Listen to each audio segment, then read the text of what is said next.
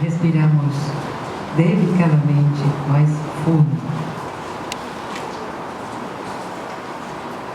E vamos nos dispor a ouvir uma última mensagem ditada por algum espírito que eu não sei quem for, para retomar, que psicografou a mensagem, que em princípio era para receber, antecedendo a apresentação de Alba. O que nós ouvimos na apresentação prévia à apresentação de Alba foi a mensagem que era para ser lida na apresentação de Lindomar. Mas houve uma troca e agora vamos continuar com a troca. Então agora vamos ouvir a mensagem ditada pelo Espírito para anteceder a Alba, mas desta vez antecedendo Lindomar. É claro, né? Então agora vamos nos preparar para ouvir a mensagem. Quem lê não.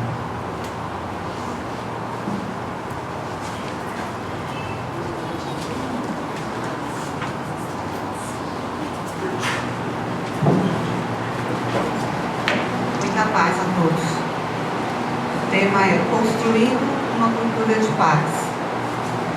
Com todo respeito às pessoas que se contentam com o discurso, e na maioria das vezes somente o discurso político, eu defendo e assim busquei viver, com a ação, seja ela considerada política no sentido mais amplo, ou mesmo que digam que eu era só uma religiosa. Sempre quis estar ao lado dos pobres e de Jesus, com todos aqueles que assim também o fizeram em nome dele. Não sou antropóloga, nem socióloga, sou uma filha de Deus, como vocês. E na última existência, na condição de religiosa, busquei contribuir na construção de uma cultura de paz. Em nome de Jesus, atendendo à necessidade dos meus irmãos.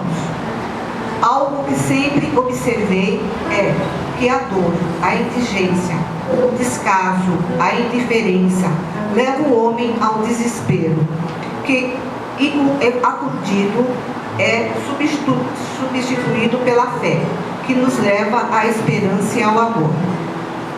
Como pensar em cultura sem pensar nos indivíduos? E neles, na realidade social e espiritual em que vivem, especialmente sobre o que podemos fazer ao nosso alcance, na medida das nossas forças, para que o bem exista mais no mundo? Quais os valores que nos impedem de fazer o bem e construir uma cultura de paz? Como resultado das insatisfações generalizadas que encontramos no mundo, que é nosso e resultado do que fazemos com ele e nele, a comodidade, a preguiça, o orgulho, o egoísmo, a indiferença, o desamor? Busquemos mais nos aproximarmos de Deus, encontrando inspiração em Jesus e agindo de acordo com o nosso dever cristão. E não nos faltará a sensibilidade de sermos mais espirituais e menos materiais, com os discursos do mundo, cheios de palavras e vazios de ações concretas e realizadoras em benefício das reais necessidades humanas, e sem locupletações pessoais, incluídas nas próprias realizações empreendidas. Que Deus nos perdoe das vezes em que deixamos de fazer o bem, deixando margem para que o mal acontecesse, infernizando a vida dos nossos semelhantes e nos distanciando da paz. Irmã Dulce, mensagem recebida hoje, dia 2 de julho, especialmente para esse centro, por Lindomar Coutinho.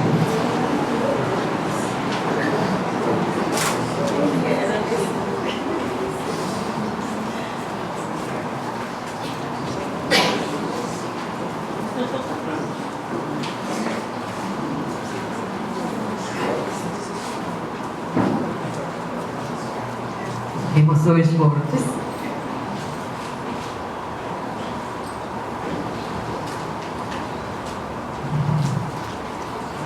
Coração está travesti.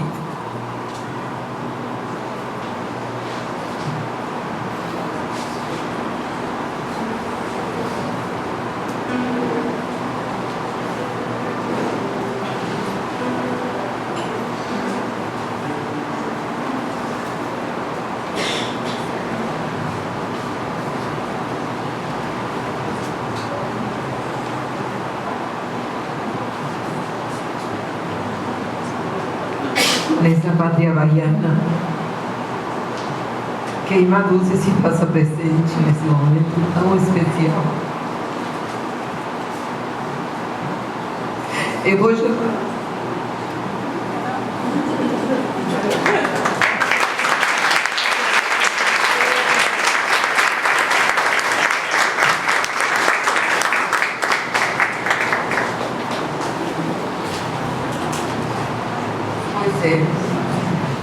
Mundo de paz.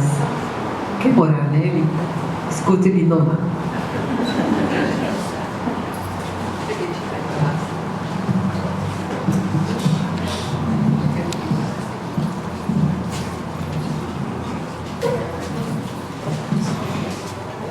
Que a paz, que a luz e que o amor de Jesus permaneça em nossos corações neste momento e por todas as nossas vidas.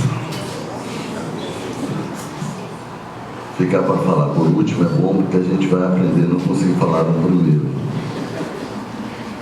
E foi muito interessante e prazeroso para mim ouvir Carmélia nos mostrar nas 4 histórias que ela escolheu, nas 4 referências, de que a proposta de paz da benfeitora Joana de Ângeles é nos fazer transitar e superar a diversidade presente na experiência humana e conquistar a condição de lidar com as adversidades sem se desequilibrar, que é na perspectiva do Gadareno, que é na perspectiva platônica, na de Plotino e na de Paulo. E exatamente vivenciando essas adversidades, como Paulo também definiu através do bom combate. E isso se dá, como bem foi colocado aqui por Carmélia, através da experiência do autoconhecimento.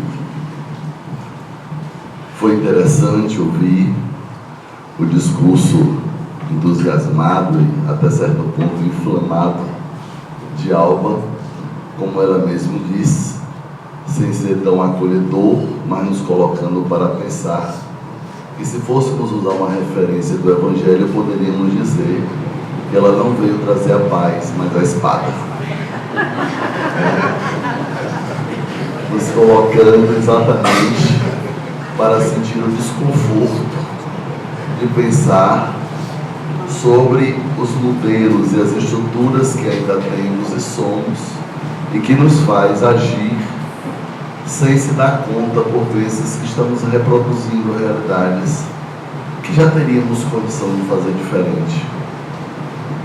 E fiquei observando você constrangido e me constrangendo, relatando sua experiência de algo tão simples como escolher um quarto para uma pessoa ou para outra. Por isso que lá em casa, para evitar esse problema, só tem um. Aí eu não vou ter essa dificuldade por falta de possibilidade. É, sem dúvida alguma, pensando sobre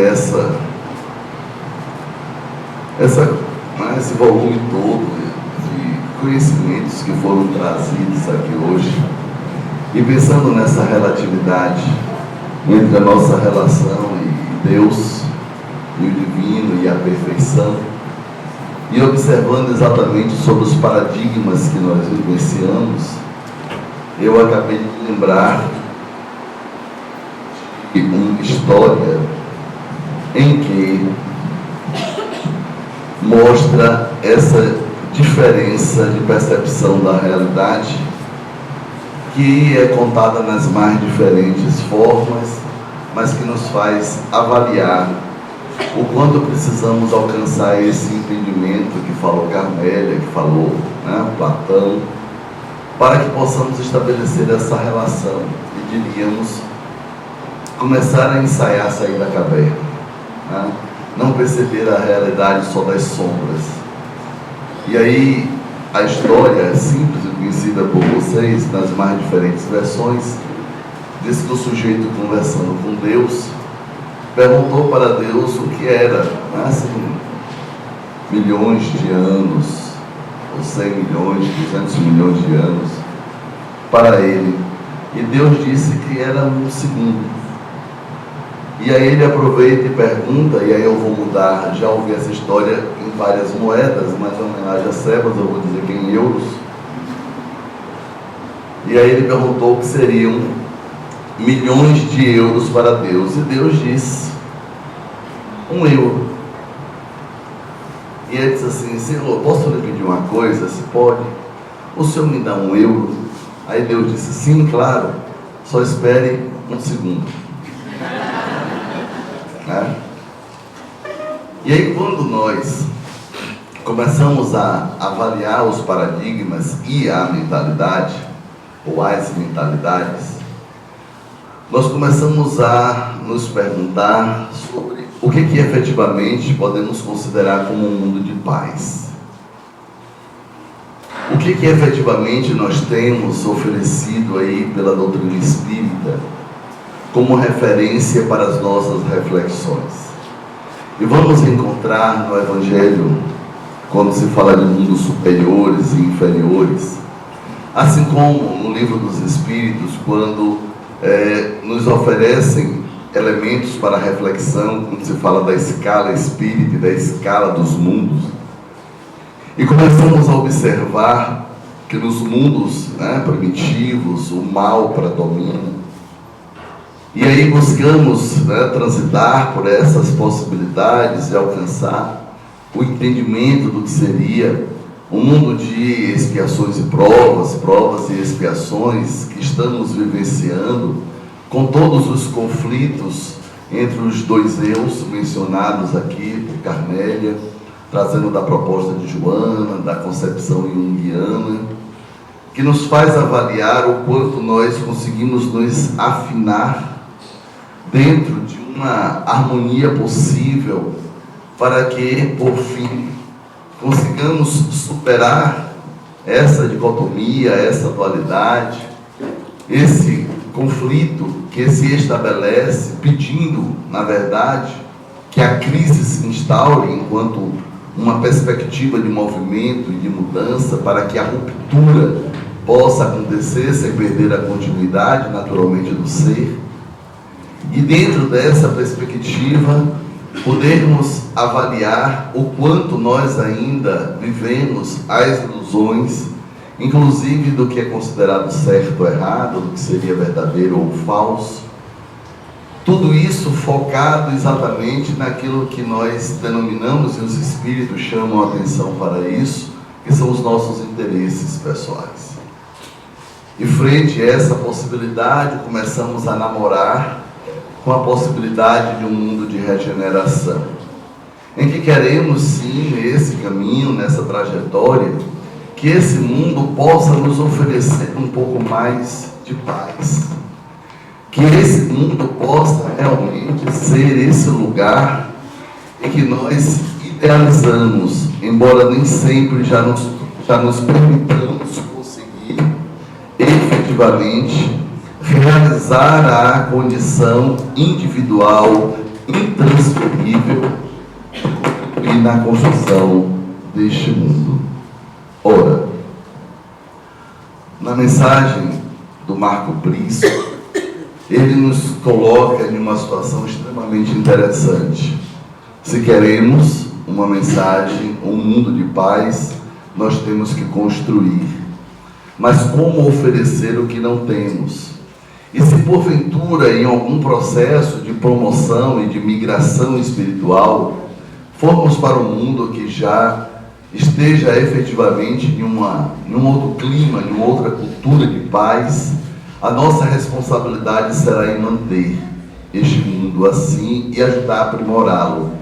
Mas nós sabemos que essas migrações podem acontecer de duas perspectivas: ou por merecimento nosso, por conquista para ir para ele, ou em uma tentativa de atuação da misericórdia divina, nos colocarmos em um grupo familiar, em um grupo planetário, para que esta realidade distinta da que temos e da que somos possa nos impulsionar para começarmos a contemplar possibilidades outras. E aí, dentro dessas duas perspectivas, e aí parando nesse horizonte de um mundo de regeneração, em que é dito pelos espíritos superiores, é um mundo em que o bem prevalece, e naturalmente que em um mundo em que o bem prevaleça, óbvio que a paz faz parte predominantemente dessa realidade, muito mais que no nosso, e mais ainda que em mundos com uma faixa evolutiva predominante menor que o nosso. E aí, dentro desta realidade da relação entre o ser e o lugar, nós começamos a pensar especificamente sobre a nossa contribuição, e aí poderíamos avaliar o quanto, partindo da perspectiva interna, o quanto nós conseguimos contribuir para um mundo de paz a partir da nossa vida mental. O quanto a nossa vida mental, que o outro pode nem imaginar, pode achar que a gente tem uma carinha de anjo, de pacífico, muito sereno, muito amoroso, muito duro. E podemos ser pessoas extremamente bélicas, mas que em função de um controle, por qualquer motivo que seja, nós não expressamos. Nós não conseguimos dizer para o outro, ou não nos permitimos, para que o outro saiba o que a gente está sentindo neste momento e o quanto de forma efetiva nós conseguimos realmente estabelecer uma relação pacificadora, especialmente frente à diversidade. A diversidade de opiniões, a diversidade de percepções, a diversidade de expressões, de condições, de idealizações, de sonhos, de projetos. Como que nós realmente nos colocamos, partindo desse pressuposto da nossa vida? O quanto a gente consegue ou não estar presente nas coisas em que nós dizemos querer. Por exemplo, todos nós poderíamos não estarmos aqui agora, mas creio que escolhemos estar aqui agora. E se escolhemos aqui agora, por que deixamos tão somente nossos corpos aqui? E nós não nos fazemos presentes. Não conseguimos efetivamente acompanhar o raciocínio que está exposto sem julgamentos, a princípio. Alba nos estimulou, e é próprio da filosofia, exercitar a crítica. Não aceite sem criticar, sem raciocinar, sem pensar sobre os fundamentos. O problema é que, antes da aceitação, eu devo ouvir. E às vezes eu nem ouço, porque eu parto do pressuposto de que eu já discordo do que o outro está dizendo. E aí, quando nós começamos a avaliar isso, e na experiência de todo e qualquer espiritualista que vai desenvolvendo a sua sensibilidade, começa a perceber, às vezes, os duelos mentais ditos no Evangelho, as guerras mentais que são estabelecidas, por vezes no seio da própria família, na cama em que nós dormimos. E aí vale lembrar o filme Dormindo com o Inimigo, porque estamos ali, os corpos, mas mentalmente estamos estabelecendo sérias agressões e violências mentais. E aí ficamos nos perguntando se nós já conseguimos efetivamente estar em uma condição de pacífico para pleitear ser um pacificador. para ocuparmos, né, um requisito mínimo para morarmos em um mundo de paz. E Emmanuel nos relata uma história muito interessante, quando ele chama a atenção para um sujeito. Tem uma história bem semelhante também, contada pelo Humberto de Campos, ambos por Chico Xavier, de que um sujeito estava em um ambiente e outras pessoas ali conversando, e a partir do momento que chegou mais um outro, a pessoa chegou, pediu o que queria, não conversou com ninguém, não expôs, não discordou nada, mas começou a gerar um desconforto muito grande nas pessoas que ali estavam, e as pessoas começaram a sair. E então se perguntou, por que as pessoas não conseguiram ficar ali? E aí disse assim, não, aquela pessoa, mas a pessoa não disse nada. É verdade, mas o silêncio dele era gritante.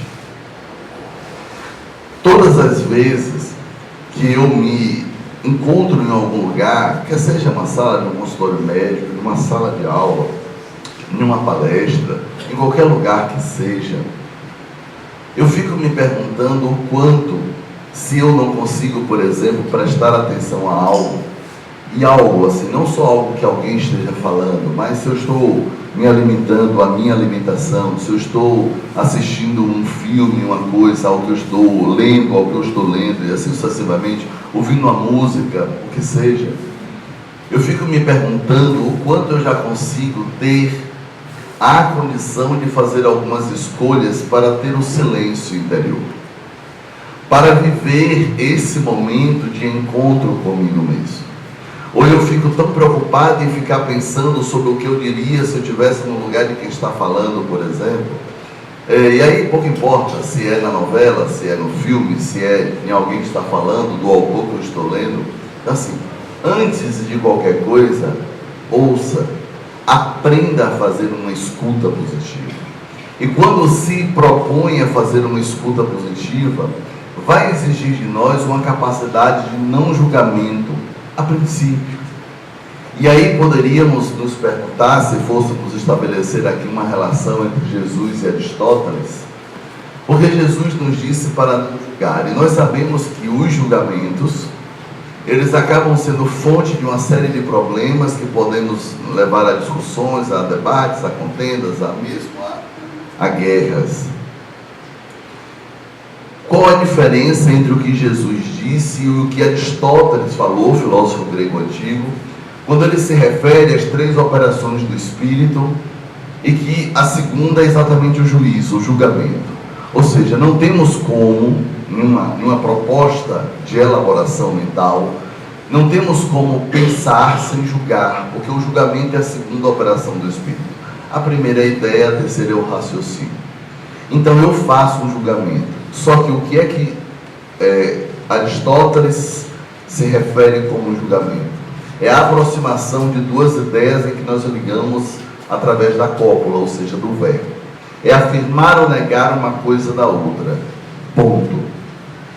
A partir do momento que pensamos sobre o que Jesus nos chama a atenção nas suas lições sobre o julgamento, Jesus está nos alertando sobre essa capacidade de atribuição de valor, na maioria das vezes, partindo tão somente da nossa opinião, de uma subjetividade que parece que não tem fim e que, na maioria das vezes, é desprovida de uma compreensão maior para podermos entender por que alguém diz, escreve, faz algo do lugar que está.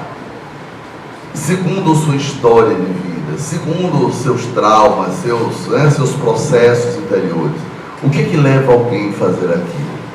E aí nós temos uma série de programas, vamos dizer assim, de gravações de vídeos, em que quer sejam psicólogos ou não, resolveram fazer alguns testes na rua, e vinculado à questão da honestidade, vinculado à questão da solidariedade, e encontramos pessoas que, vivendo na dificuldade, conseguem, com tranquilidade, repartir o pouco que tem.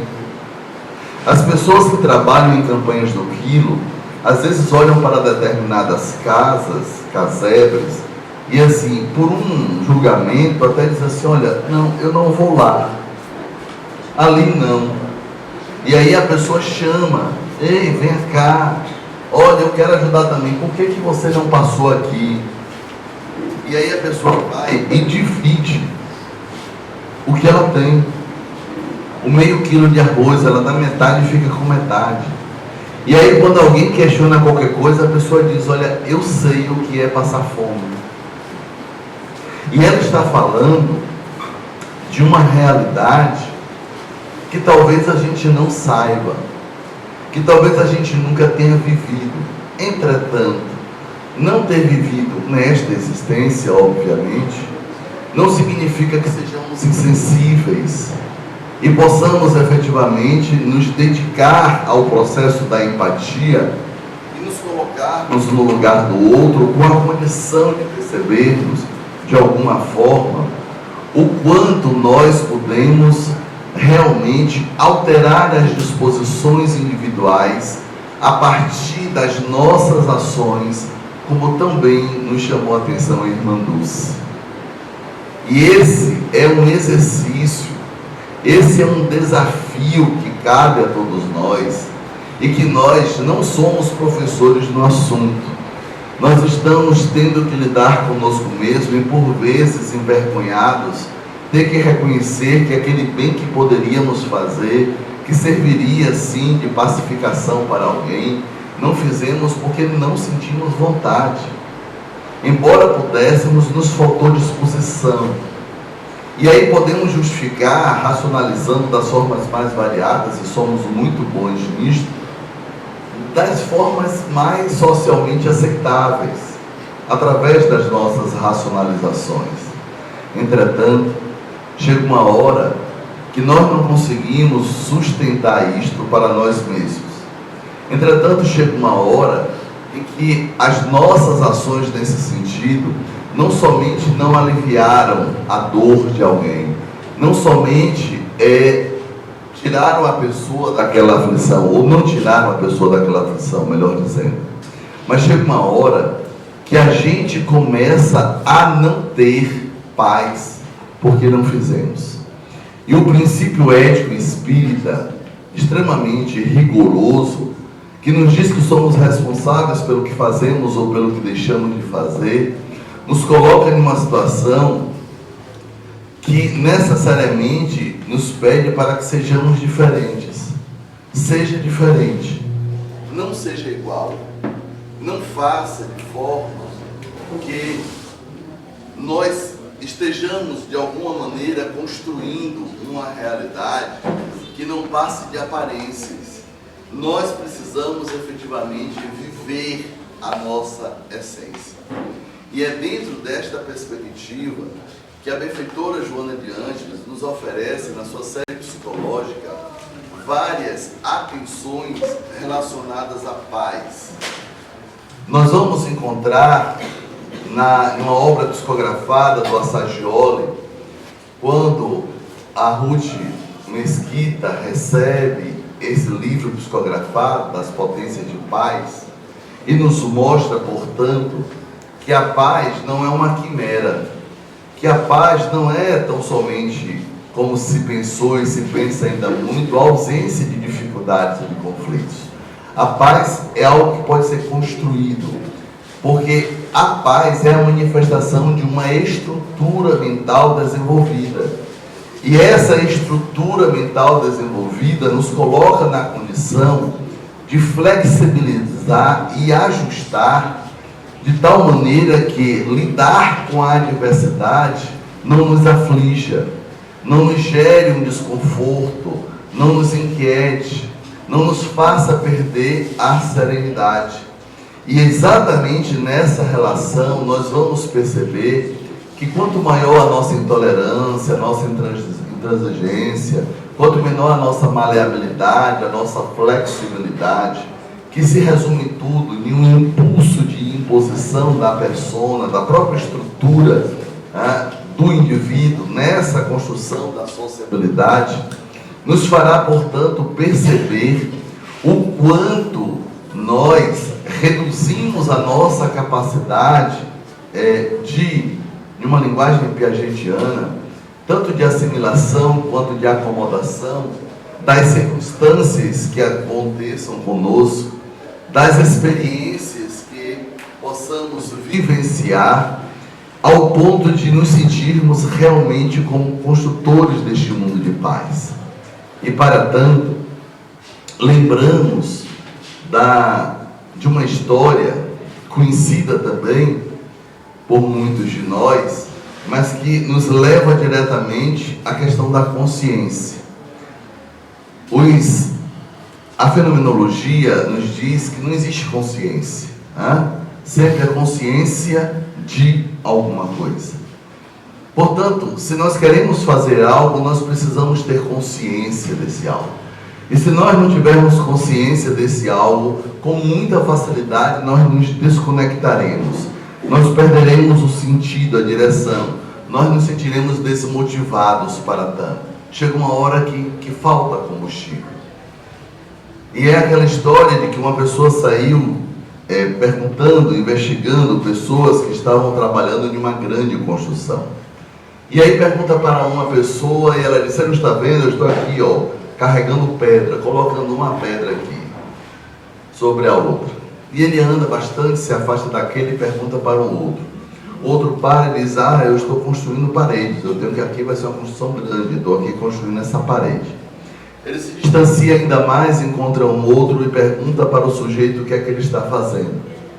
O sujeito para, respira fundo, olha para toda a extensão daquele projeto que ele participava, chega mesmo a olhar para o céu e diz assim: eu estou fazendo aqui uma construção maravilhosa. É um templo que nós estamos construindo. Aqui muitas pessoas serão felizes, as pessoas virão aqui, farão suas orações, conversarão com Deus, encontrarão o conforto, a serenidade, a paz, a saúde. Nossa, uma maravilha. Eu me sinto muito feliz de estar fazendo isso.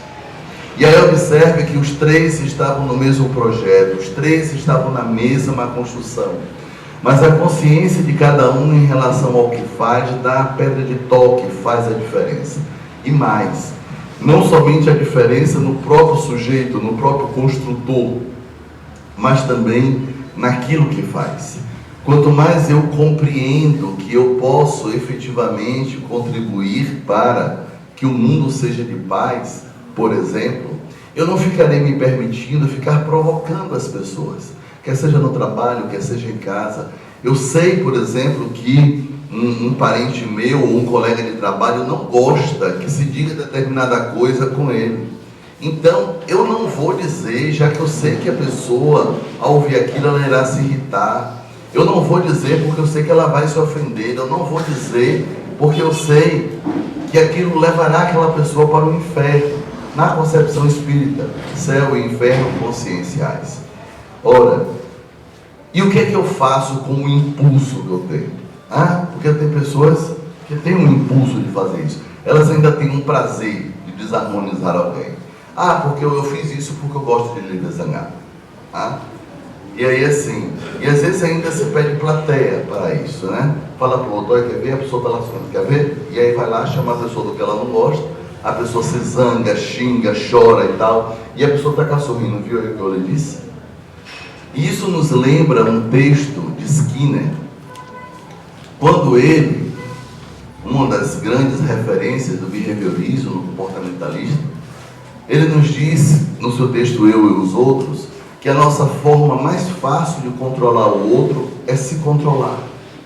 Se eu tenho autocontrole, eu consigo controlar o outro, porque o outro não irá me manipular.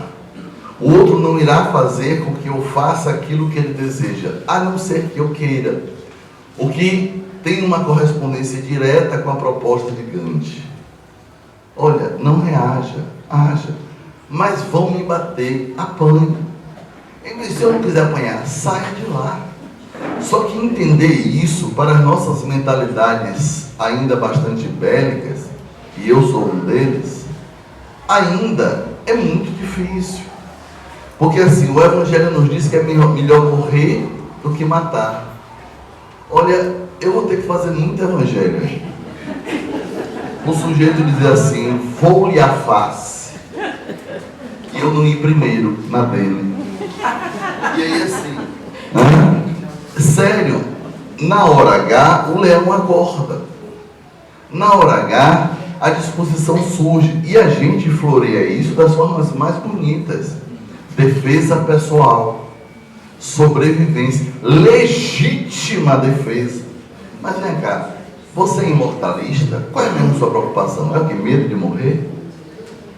Então assim, quando a gente começa a pensar em um outro modelo, que a gente fica fazendo inferências, mas que a gente não sabe ainda exatamente como vai ser esse mundo de paz, porque a gente ainda está tão habituado ao olho por olho e dente por dente, que a gente chega a esquecer que quando essas situações acontecem entre as pessoas que dizemos amar, na hora que a situação acontece de uma forma tão imediata, o amor se transforma em ódio. O desejo de proteção absoluta se transforma em desejo de extinção. E esse diz assim, e estava onde o amor? É porque não ama? E vem cá, esse ódio apareceu de onde? É porque não amava? E como disse muito bem Carmélia e Alba aqui mesmo nós somos ainda essa relatividade constante, impugna, permanente, na tentativa de ver quem sobrevive. Só que nós sabemos do final da história. Nós sabemos que o bem vai vencer sempre. O problema é o quanto estamos dispostos a contribuir para que esse bem aconteça antes do estrago maior acontecer, feito por nós mesmos. Então existem situações que nós acabamos nos percebendo nessas referências, que aí a gente acaba se perguntando o que efetivamente, como propõe o tema da palestra, se a gente quer morar em um mundo de paz. Você quer morar em um condomínio? Quero. Compra casa. Ou então compra o terreno e constrói. Ah, mas, bom, se tem mais ainda, não dá para você morar lá. Ah, mas lá vão ter pessoas, as que compraram. Ok? As que estão lá. Eu lembro de um amigo que ele me disse que se ele tivesse a oportunidade de escolher entre o céu e o inferno, ele ia preferir o inferno, porque o céu devia ser muito chato. Imagine, ninguém brigando, ninguém torcendo para um time ganhar, não tendo motivo para discutir as ideias. E aí eu lembro de um outro que gostava tanto de discutir, que na hora que concordava, disse assim, nisso eu concordo com você. Você concorda? Não, peraí, deixa eu rever aqui o que foi que eu disse mesmo, porque tem uma coisa errada. Ou seja, os do contra. Tem gente que tem o prazer de ser o do contra. Essa dificuldade nossa, de manter sempre essa indisposição, nos leva a perguntar se a gente já sabe o que a gente quer. E se a gente está disposto a pagar o preço para isto. Eu lembro de uma outra história muito interessante que aconteceu entre um mestre e um discípulo de artes marciais. E o mestre dizia sempre para os discípulos, não brigue nunca. E tinha um que ficava se perguntando o tempo inteiro, mas para que eu vou treinar tanto? Para que eu vou desenvolver tantas habilidades? Vou ficar tão forte? E na hora que alguém resolver me agredir, me ofender de qualquer forma, eu não poder me impor, eu não poder vencer, de que adianta? E ele dizia sempre, não brigue nunca, não brigue nunca. Um belo dia, ele soube que um dos seus discípulos havia brigado. E, ao saber que o discípulo havia brigado, ele chamou o discípulo. E como o discípulo já imaginava o que seria, já foi logo dizendo, antes que o senhor me diga qualquer coisa, eu quero lhe dizer que eu briguei, mas não se preocupe, porque eu venci. Ele estava preocupado que o mestre estivesse preocupado, que ele tivesse perdido e que desmoralizasse o mestre, a academia, o estilo. E aí o mestre disse: pois é, você me disse que ganhou, mas perdeu a sua paz. Porque desde quando você brigou, você não sai mais sem ficar olhando para os lados para ver se o seu opositor não aparece. Não entre e não sai de casa sem ficar imaginando que vão lhe armar uma cilada, uma armadilha, uma emboscada. E você me disse que ganhou. Ganhou o quê? Essas histórias simples nos oferecem elementos extremamente interessantes para a gente poder avaliar o que a gente atribui valor. Efetivamente, o que eu quero para mim? Eu estou a serviço de quem? O que eu realmente busco? Sabemos que não é fácil seguir Jesus. Todos eles, todos os que seguiram, descobriram isso. Na própria história aqui trazida por Carmélia, em que Ananias recebe o desafio, sabendo que era o sujeito que estava indo ali para matá-lo, e o próprio Paulo recebendo a sinalização, Saulo na época, recebendo a sinalização do que iria acontecer, nós vamos observando o quanto nós vivemos esses conflitos. E eu quero dizer para a Carmélia que eu estava em paz até a hora que ela me perguntou. E aí fiquei com aquela carinha do WhatsApp,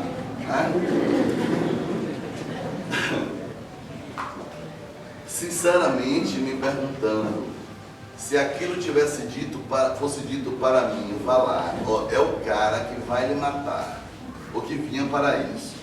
E você vai lá e vai curar a cegueira dele. Senhor, é melhor deixar cego. Eu vou poder me esconder mais fácil, eu vou poder correr melhor, né? Então, só para equilibrar as coisas, Jesus, se você não entendeu, deixa ele cego, porque um gordo para escapar de um cego é mais fácil, né? E aí, assim, e realmente, a gente vive esse questionamento. Se o desafio fosse para nós, o que nós faríamos? Voltemos lá para o meu amigo, que disse que preferia o inferno do que o céu. E a pergunta desconfortável, me inspirando aqui em Alba agora, o que a gente faz no dia a dia? É construindo o céu ou é construindo o inferno? Né, Alberto? Quando a gente fala, quando a gente pensa, quando a gente sente, o que mesmo que a gente faz com isso?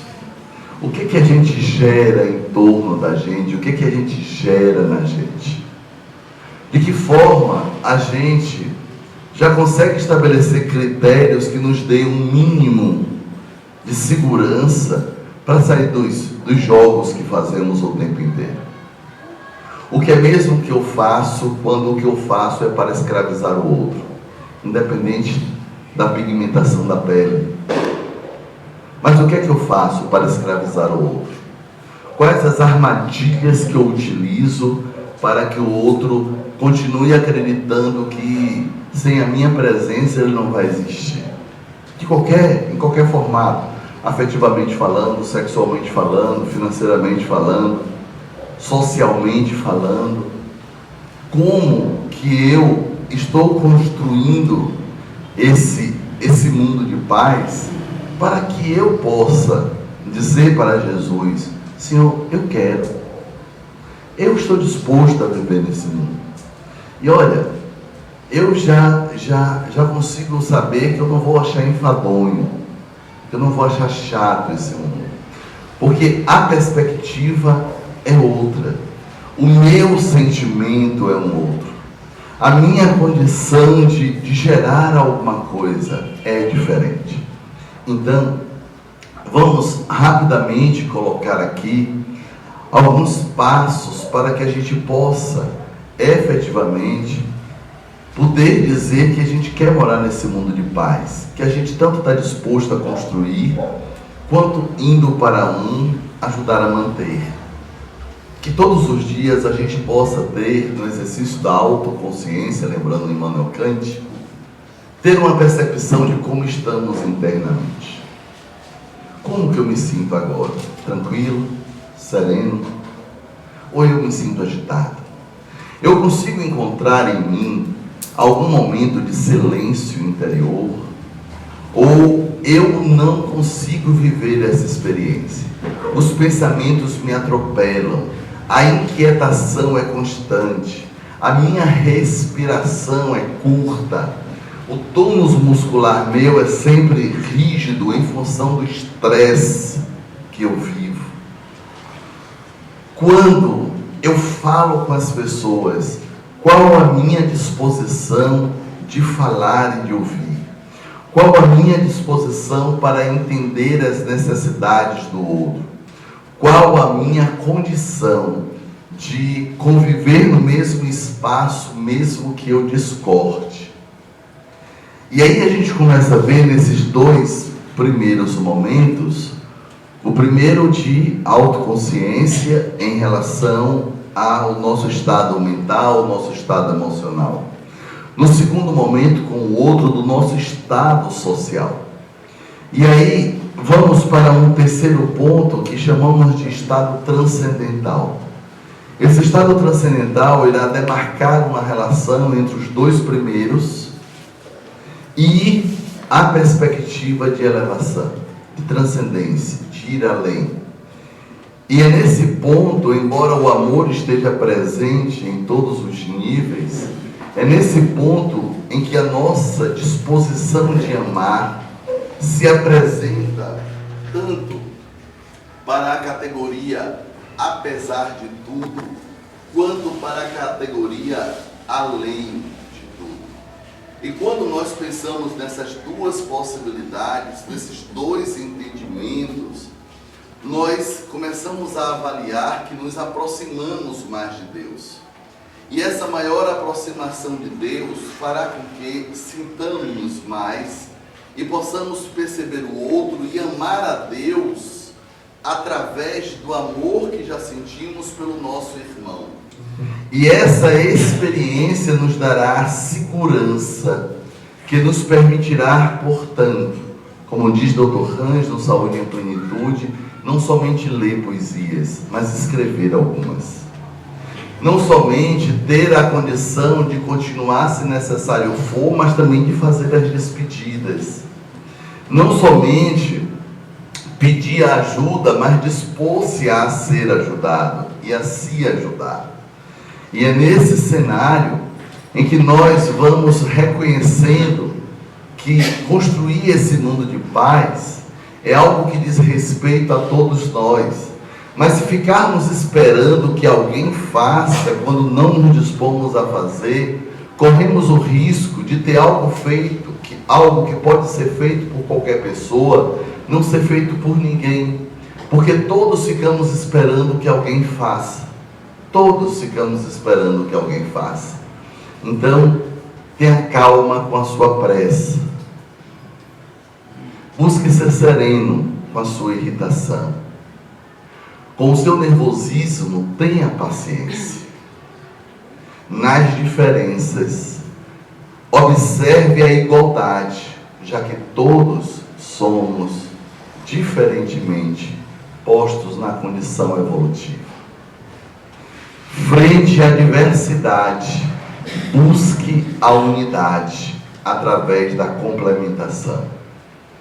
E no momento de maior aridez, talvez de maior solidão, busque entrar em contato com o próprio coração. E então perceberá que você não está só. Que você não está sozinho, que você não foi esquecido. Mas que tem a necessidade de viver a sua experiência de transformação. Para que tanto a nossa mente quanto o nosso coração estejam preparados para vivermos de um mundo de paz.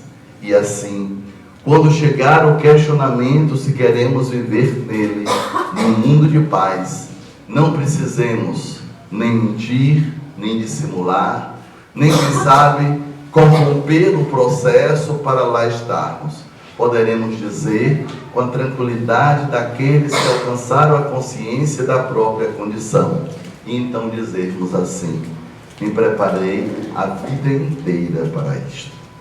E, tendo sim para ir para o mundo de paz, nem mesmo por isto iremos perder a paz. Serenamente conduziremos os nossos passos para esse novo mundo que ajudamos a construir, e teremos a alegria de poder dizer, se alguém nos perguntar: quem lhe ajudou a chegar aqui? Poderemos dizer: Jesus, nosso modelo e guia, que me conduz e que me ama, e que soube aguardar que os meus movimentos internos acontecessem, para que eu pudesse aqui hoje estar. Agradecemos do fundo do coração a atenção, o carinho, a amorosidade de vocês, e rogamos a Jesus, nesse novo 2 de julho aqui presentes, no aniversário do Joana de Ângeles, que possamos prever e prover condições para que esta casa continue acolhendo, amando, servindo e, acima de tudo, sendo um local para o encontro da paz. Muito obrigado.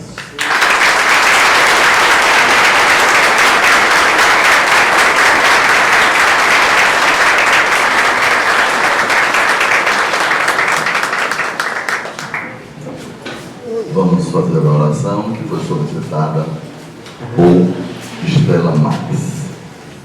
Jesus querido, que possamos nos sentir nas brumas do tempo e no aqui de cada lugar que possamos estar. Que possamos, Senhor, descobrir a cada aurora o segredo de cada vitória. Que possamos, Senhor, contemplar na sabedoria da linha do horizonte que a nossa destinação é caminhar, caminhar, caminhar. Que possamos sorrir, que possamos chorar, que possamos, Senhor, em cada encontro, vivenciar as nossas emoções, na alegria de cada estação, em que nos permitimos ver uns aos outros como irmãos. Que possamos, Senhor, antever o mundo de paz que está por acontecer, pois sendo forjado, sendo construído, sendo fomentado, a partir das nossas ações, que nos faz, Senhor, compreender que o material de construção está em nós, em nossas mãos. É o olhar de bondade, é a escuta amorosa, é a palavra compreensiva, é a presença silenciosa, é o abraço fraterno, é o desejo de bem, é o pensamento sereno, é a disposição de auxiliar que nos faz, Senhor, cada vez mais descobrir o poder do amar.